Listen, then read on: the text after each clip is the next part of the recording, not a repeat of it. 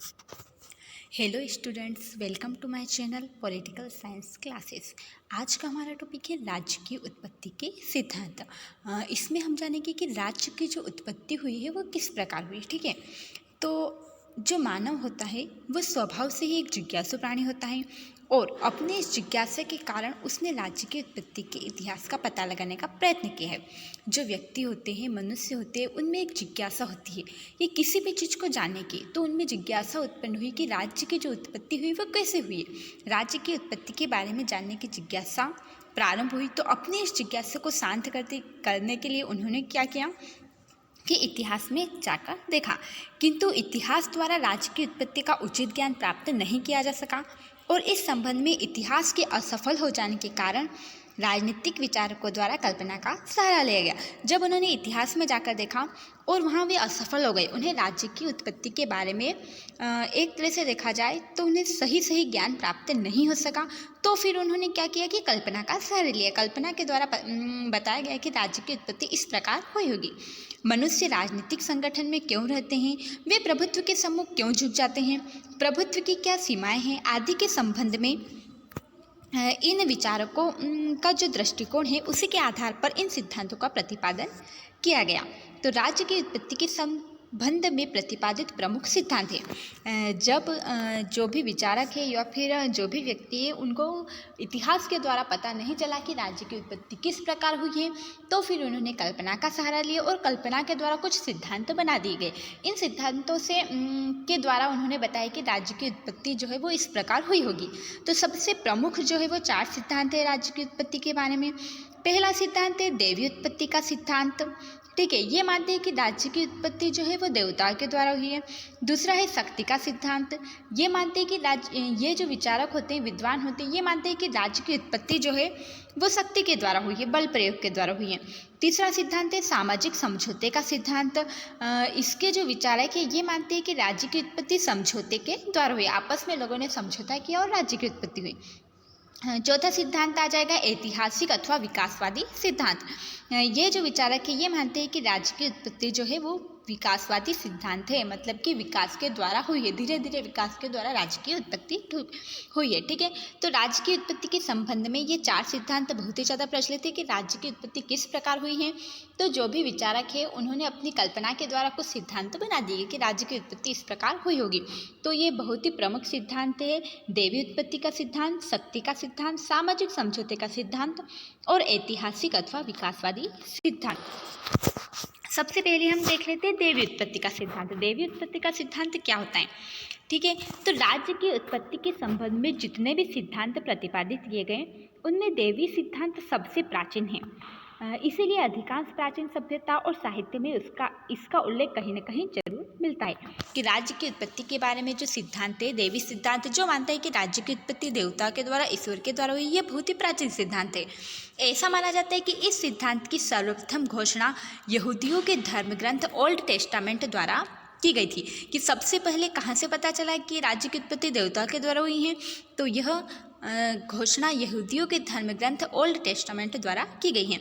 इसमें कहा गया है कि राज्य का चुनाव, नियुक्ति और पदमुक्ति ईश्वर के द्वारा की जाती है।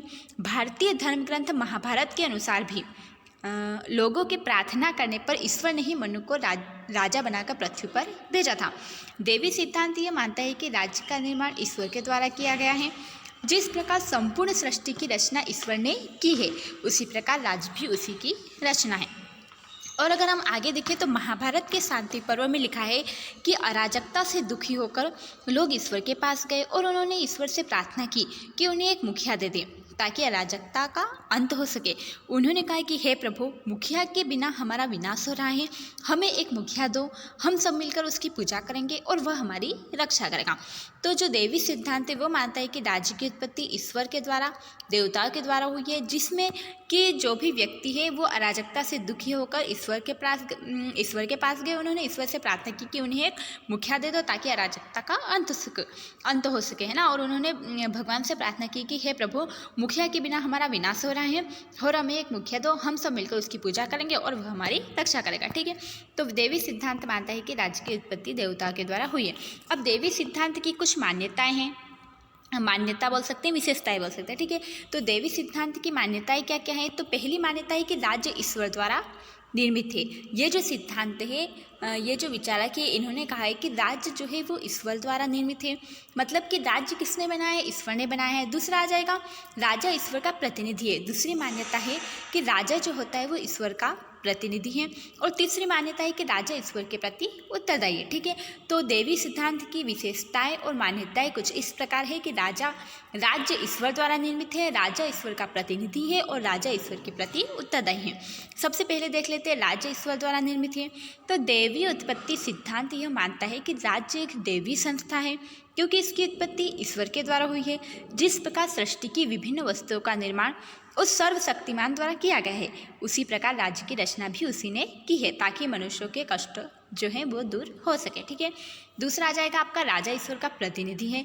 तो देवी सिद्धांत की यह मान्यता है कि राजा ईश्वर का प्रतिनिधि है, जिसे ईश्वर ने लोगों पर शासन करने के लिए धरती पर भेजा है। यह सिद्धांत तो दुष्ट और निरंकुश राजा को भी इस आधार पर स्वीकार करता है कि वह पापियों को दंड देने हेतु ईश्वर द्वारा भेजा गया है ना। ये जो मान्यता है, ये जो सिद्धांत बनाए हैं, ये मानते हैं कि राजा जो है ईश्वर का प्रतिनिधि है। मतलब कि ईश्वर जो है उन्होंने राजा को भेजा है। तो अगर राजा निरंकुश हुआ, अगर अच्छा राजा नहीं हुआ है ना, निरंकुश हुआ, तो भी लोग ये मान लेंगे कि इसको ईश्वर ने भेजा है और उसका जो है अंत नहीं करेंगे, ठीक है। फिर तीसरा पॉइंट आ जाएगा, तीसरी मान्यता आ जाएगी, राजा ईश्वर के प्रति उत्तरदायी है। इस सिद्धांत के अनुसार राजा ईश्वर के प्रति उत्तरदायी होता है, न कि जनता के प्रति, है ना। यह जो सिद्धांत है देवी सिद्धांत, इसके अकॉर्डिंग तो राजा जो होता है वो भगवान के प्रति उत्तरदायी होता है, न कि जनता के प्रति, है ना। ईश्वर का प्रतिनिधि होने के कारण वह अपने कार्यों के लिए ईश्वर के प्रति उत्तरदायी है, अन्य व्यक्तियों या संस्थाओं के प्रति वह उत्तरदायी नहीं है, ठीक है। तो देवी सिद्धांत तो आपको समझ में आ गया कि देवी सिद्धांत की कुछ मान्यताएं हैं, कुछ विशेषताएं हैं। और अब देख लेते हैं देवी सिद्धांत की आलोचनाएं। अब ये जो सिद्धांत है, ये अगर एक तरह से देखा जाए तो कल्पना के द्वारा बनाया गया है। सही हमें ज्ञात नहीं हुआ है कि राज्य की उत्पत्ति किस प्रकार हुई है ना। सिर्फ कल्पना के द्वारा कुछ विद्वानों ने, विचारकों ने, जो राजनीति विज्ञान के हैं, उन्होंने देवी सिद्धांत को बनाया है, ठीक है। तो देवी सिद्धांत की आलोचनाएं भी हुई हैं। अब ये जो सिद्धांत है, इसके जो भी दूसरे विचारक हैं, उन्होंने इसकी आलोचनाएं की है, देवी सिद्धांत की आलोचना। इसमें क्या क्या कमियां हैं, क्या क्या त्रुटियां हैं। तो पहला जो है वो आ जाएगा कि अतार्किक और अवैज्ञानिक सिद्धांत। ये जो सिद्धांत है, ये अतार्किक है और अवैज्ञानिक सिद्धांत है। अगर हम देखें तो हमारे जो धार्मिक ग्रंथ होते हैं, यही बताते हैं कि ईश्वर जो होता है वे प्रेम और दया का भंडार होता है, लेकिन व्यवहार के अंतर्गत अनेक राजा बहुत अधिक अत्याचारी और दुष्ट प्रकृति के होते हैं। इन दुष्ट राजाओं को प्रेम और दया के भंडार ईश्वर का प्रतिनिधि कैसे कहा जा सकता है ना। इसलिए क्या है, ये अतार्किक है, ईश्वर का प्रतिनिधि नहीं कहा जा सकता, क्योंकि ईश्वर जो होते हैं वो हम जहाँ तक जानते हैं, ईश्वर प्रेम और दया का भंडार होता है, लेकिन राजा जो होते हैं वो ऐसे नहीं होते। बहुत सारे राजा दुष्ट अत्याचारी भी कहलाते हैं ना। इसलिए ये जो सिद्धांत है, ये अतार्किक सिद्धांत है। ये सिद्धांत क्या है, अवैज्ञानिक सिद्धांत भी माना जाता है, क्योंकि वस्तुतः राज्य एक मानवीय संस्था है और राज्य के कानूनों का निर्माण व उन्हें लागू करना मनुष्य का ही कार्य है ना। और इतिहास में इस बात का कोई प्रमाण नहीं मिलता है कि राज्य जो है ईश्वरकृत है। इतिहास से हमें ऐसा नहीं पता चलता है कि राज्य जो है वो ईश्वर द्वारा निर्मित है। इसलिए यह जो सिद्धांत है, ये अतार्किक है और अवैज्ञानिक सिद्धांत है। दूसरा आ जाएगा निरंकुशता का समर्थक। ये जो सिद्धांत है, ये निरंकुशता का समर्थन करता है। राजा को ईश्वर की जीवित प्रतिमाएं मानने का स्वाभाविक परिणाम यह होगा कि राजा जो है वो स्वेच्छाचार एवं निरंकुश हो जाएगा। तो ये जो सिद्धांत है, ये तो ईश्वर का प्रतिनिधि मानता है, तो राजा को क्या निरंकुश बना रहा है। ये सिद्धांत है ना, निरंकुशता का समर्थन कर रहा है कि राजा निरंकुश हो सकता है ना। तो इतिहास जो है इस बात का साक्षी है कि अपने आप को ईश्वर का अंश कहने वाले शासकों ने जनता पर अनेक अत्याचार किए हैं और उन्हें ईश्वरीय प्रकोप से डराकर उन पर निरंकुशता का व्यवहार किया है। इसलिए ये जो सिद्धांत है, ये निरंकुशता का समर्थन करता है। तीसरा इसकी आलोचना आ जाएगी अप्रजातांत्रिक सिद्धांत। ये जो सिद्धांत है, ये अप्रजातांत्रिक है ना।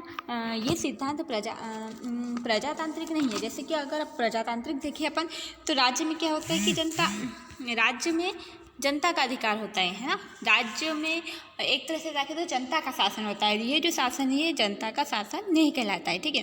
फिर इसका चौथा पॉइंट आ जाएगा आपका, राज्य मानव निर्मित संस्थान है, न कि ईश्वर निर्मित। तो यह करना बहुत ही गलत होगा कि राज्य ईश्वर की सृष्टि है। इसके ऊपर सत्य तो है कि राज्य जो होता है एक मानवीय संस्था होती है। भगवान जो है उन्होंने राज्य को नहीं बना है। राज्य को मानव द्वारा निर्मित संस्थान है, न कि ईश्वर के द्वारा निर्मित। राज्य जो है उसको भगवान ने नहीं बनाया, राज्य को किसने बनाया है? मानव ने बनाया। एक संस्था है जो कि मानव द्वारा निर्मित संस्था है। फिर 5वां पॉइंट आ जाएगा धार्मिक सिद्धांत। ये जो सिद्धांत है ये धार्मिक सिद्धांत कहा जा सकता है। क्यों कहा जा सकता है धार्मिक सिद्धांत? क्योंकि ये जो सिद्धांत है ये एक तरह से भगवान को मानने वाला अगर कोई व्यक्ति आस्तिक न होकर नास्तिक होगा, जो भगवान को नहीं मानता होगा, उसके लिए तो ये सिद्धांत कुछ मायने नहीं रखता है। ठीक है, तो ये एक तरह से देखा जाए तो धार्मिक सिद्धांत है। 6ठी इसकी आलोचना है कि अनउत्तरदायी शासक को प्रोत्साहन। ये जो सिद्धांत है ये जो शासन है उसको उत्तरदायी नहीं मानता है, अनउत्तरदायी मानता है कि वो किसी के प्रति उत्तरदायी नहीं है। लास्ट इसका आ जाएगा अविश्वसनीय सिद्धांत। ये जो सिद्धांत है ये अविश्वसनीय सिद्धांत है। इसके ऊपर विश्वास नहीं किया जा सकता है कि हाँ ये सिद्धांत सही हो सकता है कि राज्य की उत्पत्ति देवताओं के द्वारा, ईश्वर के द्वारा हुई है।